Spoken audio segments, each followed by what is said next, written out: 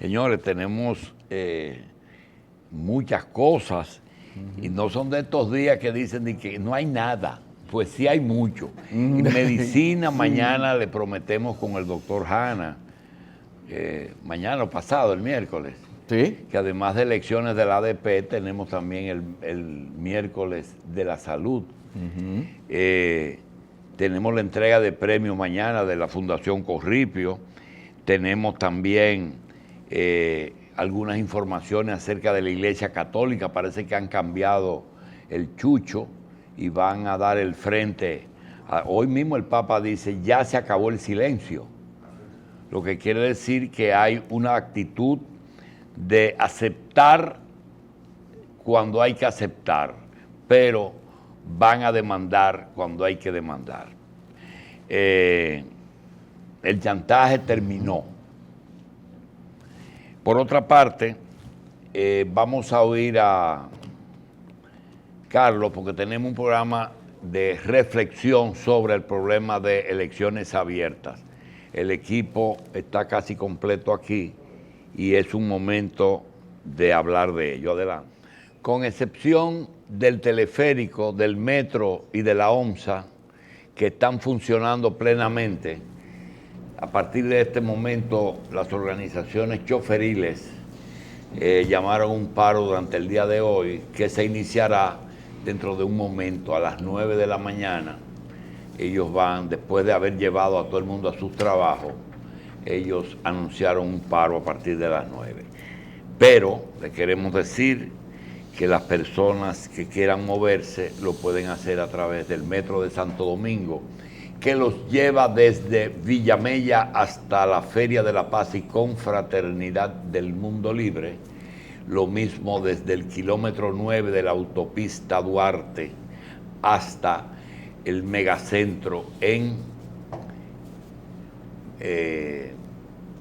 ¿cómo se llama? Allá, en la Charles. La Charles. No. San Vicente con San carretera Vicente Mella. de Paúl. De manera, y las guaguas que regularmente recorren sus rutas. El doctor Junior Espinosa, el doctor Cristino del Castillo, Lilian Mateo, Carlos Alonso, Machi Constant y Juan Acosta, los saludamos donde quiera que estés en Estados Unidos. Hemos estado todos los días dedicándole la última hora de la revista a las elecciones. Hoy vamos a hacer un conversatorio entre nosotros, producto de algunas reflexiones y producto de las elecciones de un país que los resultados iban a incidir mucho en República Dominicana. Una de las cosas que se preguntaba todo el mundo era si ganaba el candidato de Lula, si había el indulto. Si había el indulto, pues los procesos se iban a disminuir porque no habría interés gubernamental en esos procesos. Hoy estamos, oigan bien, a 84 días del 2019. 84 días del 2019. Estamos a 496 días de las elecciones municipales que se van a celebrar el 16 de febrero del 2020. Estamos a 587 días para las elecciones presidenciales y congresuales del domingo 17 de mayo del 2020 y 90 días después tenemos 45 días después tenemos la segunda vuelta o posible segunda vuelta.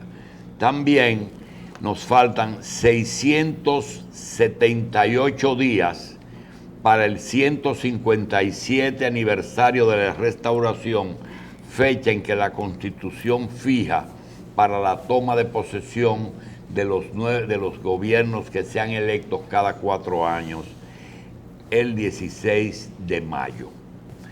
Bien, está aquí el equipo completo. Machi, ayer fue Brasil y cuando vimos la cifra, vimos cómo en ese país tienen 147 millones de votantes. Aquí vamos a tener casi 8 millones de votantes. Tentativamente. ¿Verdad? Es una distancia. Tenemos 544,000 urnas de votación. Y aquí vamos a tener 14,000 urnas de votación alrededor de. Y no sabemos cuántos discapacitados van a necesitar ayuda. En Brasil casi 1 millón. Y estamos con una nueva junta que es merecedora de toda confianza y que estamos seguros que el que pierda no lo va a aceptar porque es la costumbre. Sí, eso es lo de siempre. El primero, doctor Junior Espinosa, ¿la experiencia de Brasil nos puede servir o no tiene ninguna importancia aquí?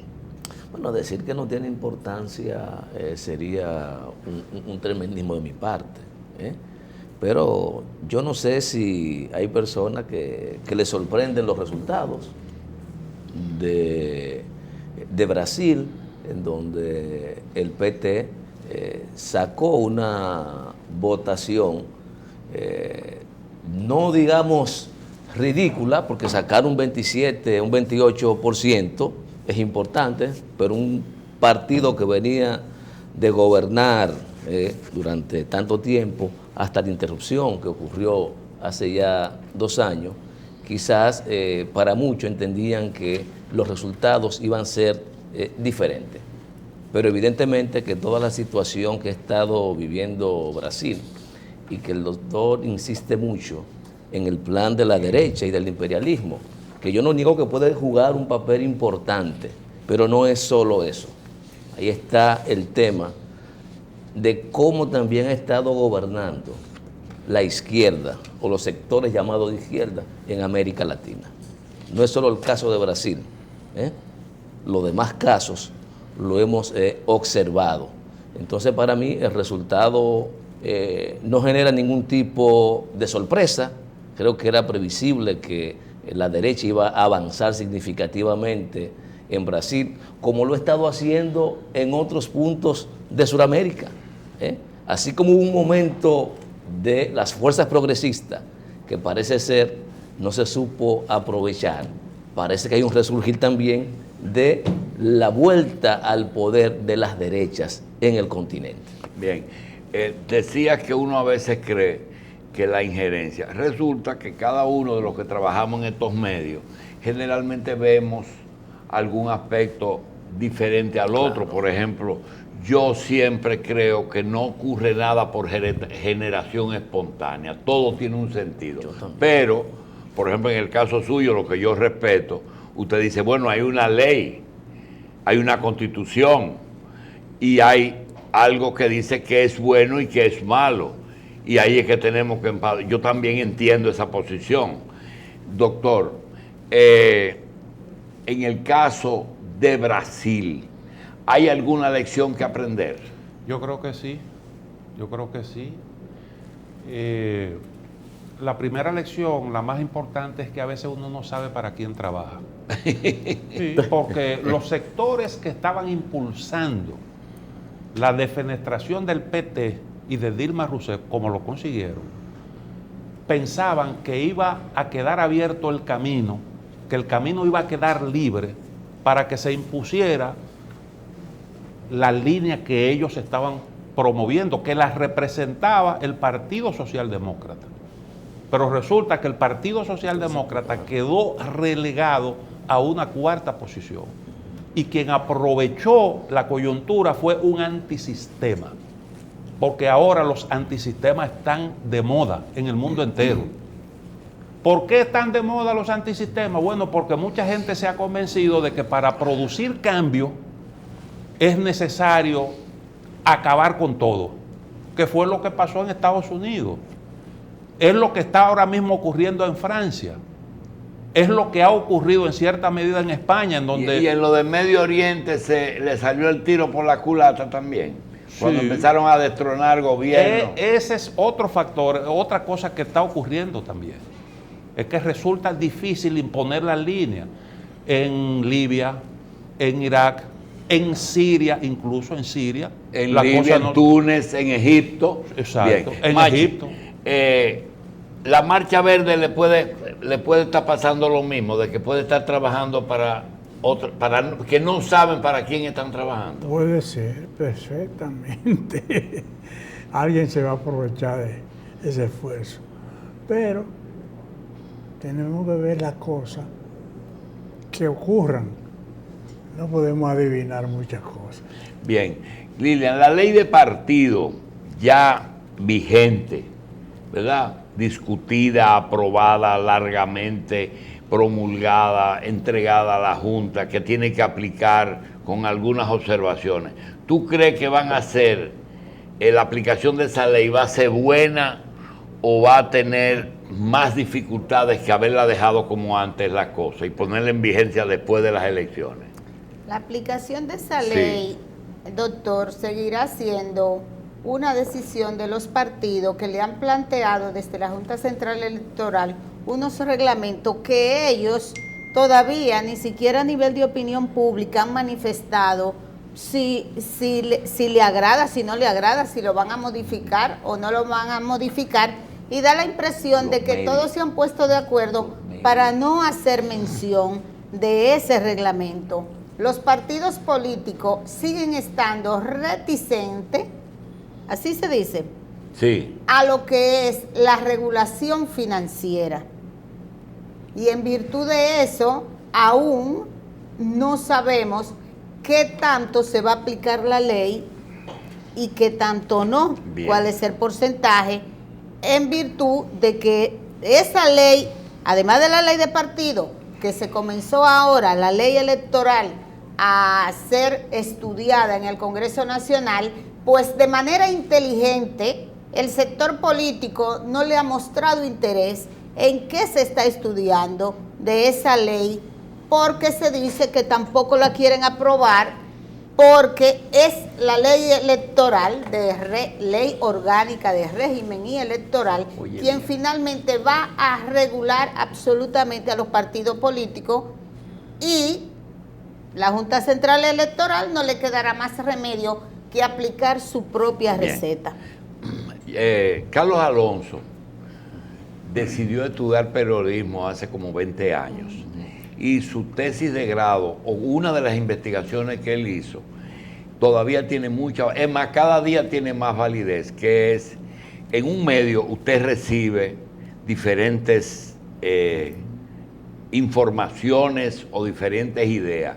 A veces viene una publicidad directa que te exhorta a comprar, a votar, a no votar, etcétera. Hay otra información que viene a través de la opinión. Alguien opina, dice, yo creo tal cosa. Entonces hay páginas de opinión. Y la tercera es la información, que se supone que debe ser objetiva e imparcial. Algunas periodistas de CNN dicen, yo soy imparcial, no, yo soy objetiva pero no imparcial, porque es muy difícil ser imparcial.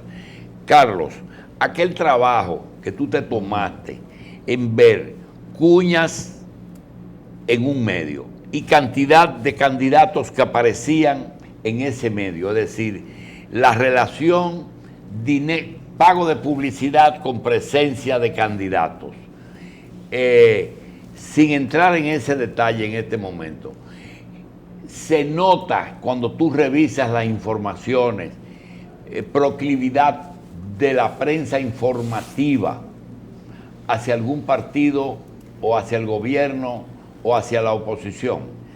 Mire, yo le voy a hablar, esa tesis es del 2001 y reflejaba efectivamente, como usted dice, un aumento una relación que para algunos directores de medios, después que vieron el trabajo terminado, dijeron, oh, pero es una coincidencia, pero para otros era algo planificado desde un principio, que era más espacio, había una relación directa, más colocación publicitaria a favor de un candidato, más gente y voceros de ese partido, de ese candidato, iban a ese programa. Si era de gobierno, era también, evidentemente, más voceros del gobierno iban al espacio. Pero en estos días, eso fue en el 2001, pero reciente, le estoy hablando de algo que nos ha estado pasando al tratar de difundir a otros medios informaciones generadas en nuestros espacios. Uno hace un estudio hemerográfico de ver qué colocaciones le dieron a esas informaciones de gente que se entrevistó aquí. Pues yo me encontré con un fenómeno interesante. Hay gente que ha venido aquí, ha dicho buenas informaciones con calidad para ser una primera página, y quizás en algunos directores de medios, por falta en los digitales lo ponen todo, pero en los impresos, la falta de una información de un opositor o de una contraparte suficientemente pesada como para que se vea que hubo un equilibrio de conceder la igualdad de espacio tanto a gobierno como a oposición, llevó a que en algunos sitios no se publicara la información.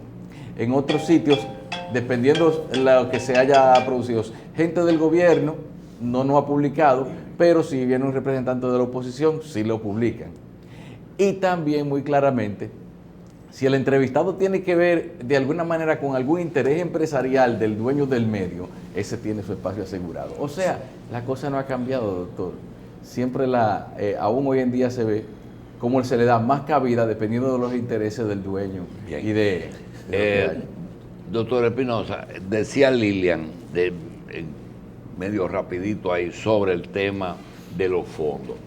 Tú sabes que se ha hablado de los recursos, se habló mucho de la jefatura, del dedo, de la forma de selección de candidatos, de las directivas.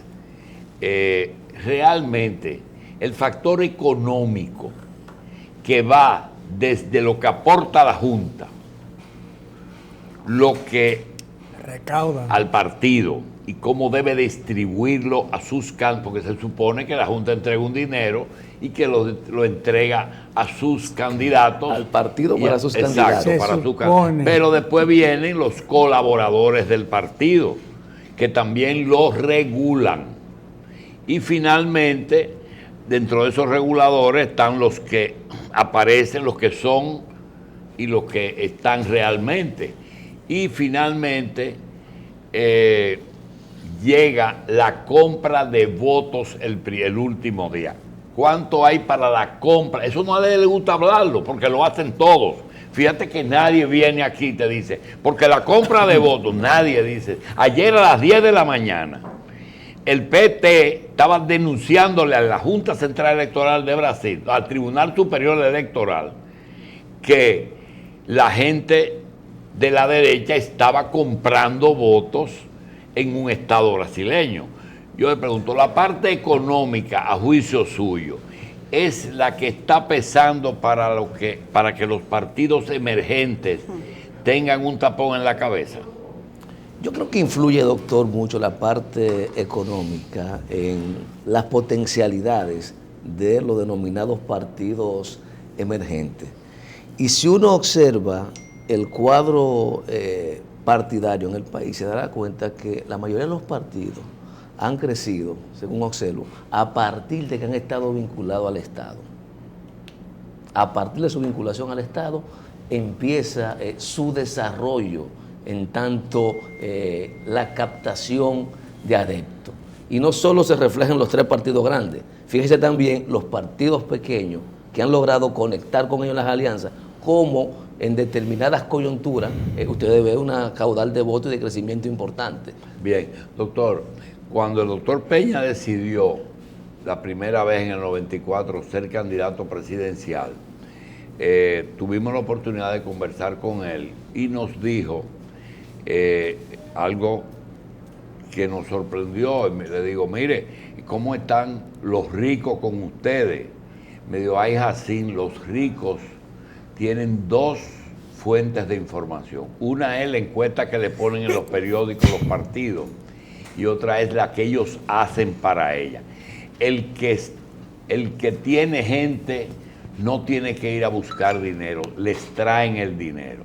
Realmente, dinero triunfo, pero usted tiene que tener un buen candidato, tiene que tener un buen partido, porque nosotros tuvimos el ejemplo de en el 78, que es más poder que el que tenía Balaguer, no solamente el económico, sino el militar, y perdieron. Pregunta, dinero, resultados electorales. No, indiscutiblemente que el factor dinero tiene importancia. Por eso es que hoy en día se pone tanto énfasis en la necesidad de regular ese aspecto, porque existe la tendencia a buscar dinero donde sea, incluyendo en actividades ilícitas, porque el dinero da ventaja. Esa es una realidad, en donde quiera. Fíjese que incluso en Estados Unidos las posibilidades de los candidatos se miden en función de la capacidad que tienen para recaudar. Por ahí comienza la cosa. Mientras más recauda, más posibilidades tiene de llegar. Entonces el factor dinero indiscutiblemente que es determinante. Naturalmente, como usted dice, hay otros factores que también son importantes. Bien. La candidatura, la organización y otros aspectos. Coja el caso, por ejemplo, de Ramfis Trujillo. Ramfis Domínguez Sí, Trujillo. Bueno, a él le favorecen otros aspectos. La genética. La genética, pero además de eso él ha jugado con un aspecto importante en una coyuntura como esta. Mucha gente, ¿cuáles son los problemas que en las encuestas la gente dice que le preocupa ahora mismo? La delincuencia. La delincuencia. Por ejemplo. Y la gente entiende que delincuencia está asociada con Dictadura. que Mano dura. el control tiene Mano que ver con dura. mano dura. Sí. Y entonces, ¿quién puede más vender la mano dura que un que uno descendiente que- de un muñeca de Sí. hierro? Bien. Entonces eso lo aprovecha. Bien, Lilian, tú tuviste la oportunidad de vivir el proceso de los años que se discutió esa ley. Es decir, tuviste en el Congreso cubriendo fuentes en el Congreso de la República. Todo eso que parió el Congreso, esa ley, ¿tú entiendes que va a ser motivo de aplicación con las dificultades propias de que hay gente que no tiene cultura de saber perder? Eso sabemos que va a haber la protesta. Ahora, esa ley fue buena, va a tener a producir más protestas o viene a evitar algunos problemas, como vacunar contra algunos argumentos. Esta ley no fue buena. No fue buena porque simplemente el Partido de la Liberación Dominicana, el PRM, y el Partido Reformista se pusieron de acuerdo para aprobarla a su comodidad. ¿Y a qué Cada comodidad quien- debieron aprobarla? ¿A los minoritarios? A lo que se llama un cambio real, doctor. Cambio real en los partidos políticos de que, número uno, deben organizarse. Número dos, deben de tener un padrón real. Todos los partidos dicen, no tenemos padrón, tenemos que usar el de la Junta, pero nadie cuestiona a los partidos políticos del por qué si el Estado le está dando sus recursos, no lo utilizan para la organización interna de los partidos. Esa es una. La otra es el tema de las cúpulas, es decir, ¿qué tiene diferente? Maravilloso. Nos pasamos 8 meses discutiendo y debatiendo una ley de que debe de ser lo mejor y todos los voceros y todos los presidentes de partidos, sí, queremos que nos regulen.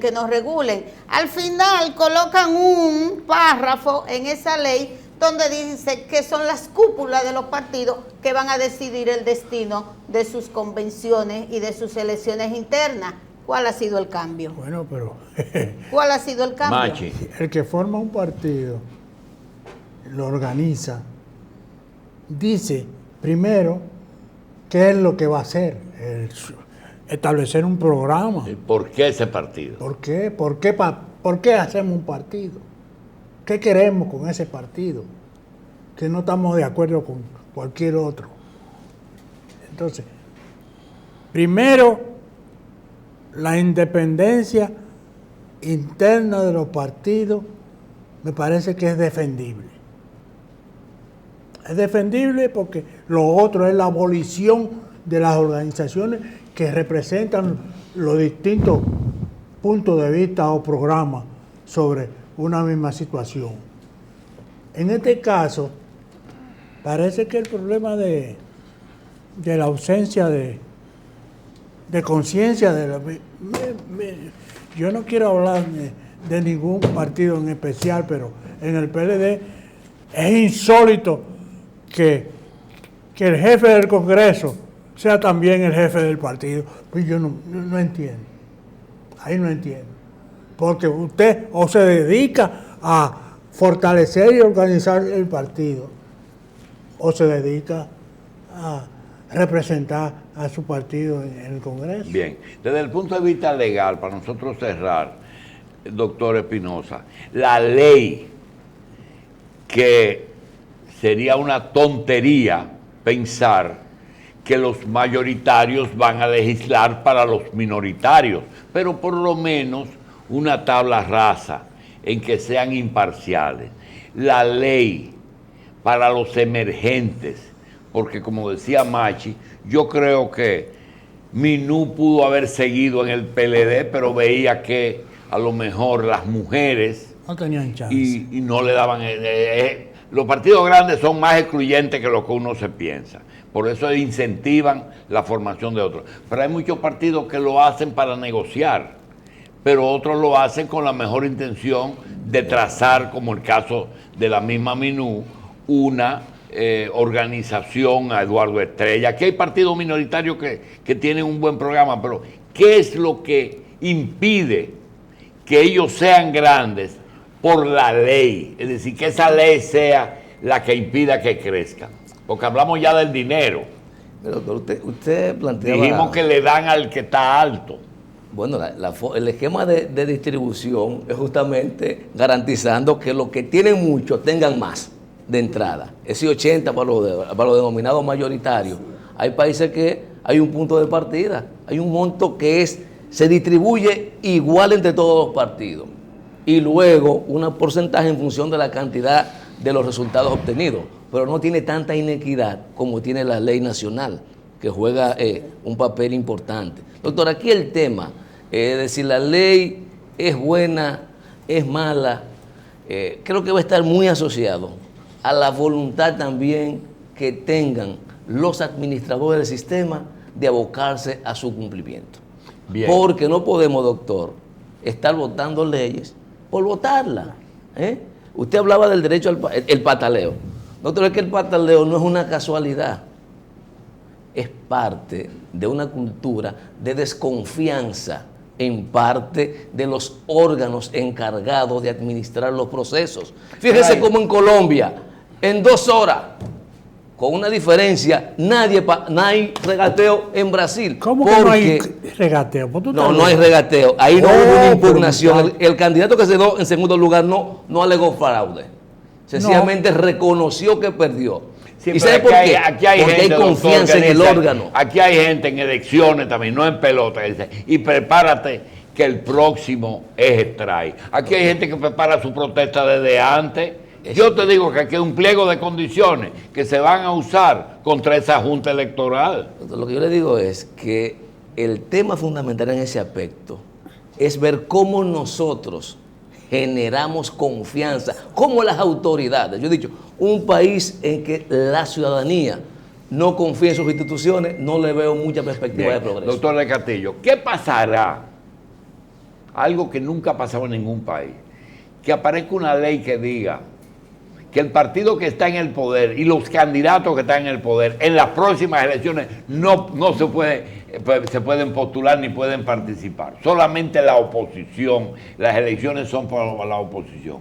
Eso sabemos que no es justo y que va a traer problemas, pero ¿qué pasaría? Usted puede estar seguro que muchos partidos de esos mismos van a protestar ¿Sí o no? No, eso no sería democrático. Hay un ejemplo de un país en donde se pusieron de acuerdo para alternarse. Eso es lo Para que muchos alternarse. quieren, Pero doctor. eso no sería democrático. Con respecto a la ley de partido, doctor, mire, yo respetando los puntos de vista que aquí se han expresado, yo creo que es un paso de avance. Un paso de avance tímido, pero un paso de avance al fin y al cabo. Observe cuál ha sido la conducta de los partidos. Incluso los que están alegando que eso va a acabar con la propia independencia de las organizaciones y con el derecho que tienen los militantes a escoger y ese tipo de cosas. ¿Cuál ha sido la práctica? Por ejemplo, el caso del PLD, que es el que le ha echado mano a ese argumento. En el PLD se escogieron candidatos por encuesta y eso no está contemplado en los estatutos. En el PLD se decidió no hacer la convención o la primaria, el congreso, como tenían que hacerlo. Tenían que hacer el congreso. Y se estatutariamente, y optaron por un pacto entre las cúpulas. Parcialmente hicieron unas primarias que resultaron muy traumáticas.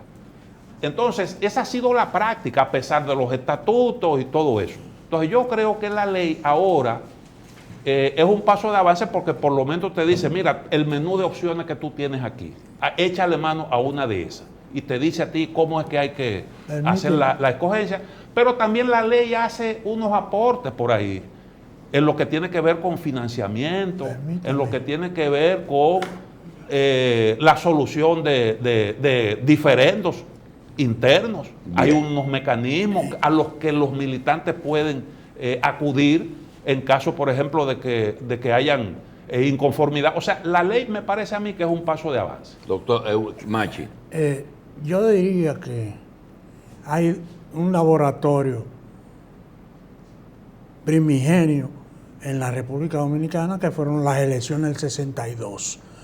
Pero también las elecciones del 78 también arrojan unos resultados que nos dicen mucho para esta época. En el 62, ayer estaba yo en Samaná. Resulta que a mí me deportaron a Samaná ante las elecciones del 62. Del 62. Bien. Y yo oí ahí la campaña. Entre el debate de Láutico y Juan Bosch. Y Juan Bosch. Y la consigna callejera. Ahí se vio que lo sucia que era las posiciones políticas. Bien. Pero, espérese. Sí, está bien. El asunto del 78 es una lección magnífica. ¿Qué poder tiene el dinero?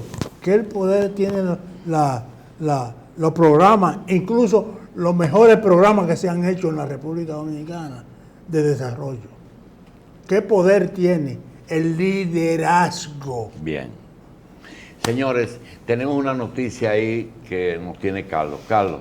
Las protestas de Fenatrano, de Juan Uvieres en la 27 de febrero, miren, eso es lo que tienen su derecho a protestar y a pedir sus cosas, pero eso es un abuso de tener a una gente, de tener a todos los vehículos de gente que va a trabajar en reclamo de sus protestas. Debe haber otra forma de llevar a cabo esas acciones de parte del señor Uvieres, porque mire, esa es la salida del paso a desnivel de la 27 con Gómez y también la parte de afuera. Como no tienen, eso es de hace apenas un momentito. Y uno se dice, oye, pero esto podría hasta... Imagínese que ahí en esa cola haya una ambulancia de alguien cuya vida dependa de llegar a tiempo a un centro de salud. Bien. Son cosas que uno... Bien, señores, vamos entonces solamente... que ¿Solo dueño del país, doctor? No, aplaudir eso. Aplaudir, porque eso, si es lo que esperan, pues tienen el aplauso de la población. Eso está magnífico. ¿Qué culpa tienen esas personas? Que a lo mejor un 10% va en búsqueda de atención de salud. Y pararlo porque sí, porque es justa la petición. Porque Nos el vemos. quiere que le suban el pasaje.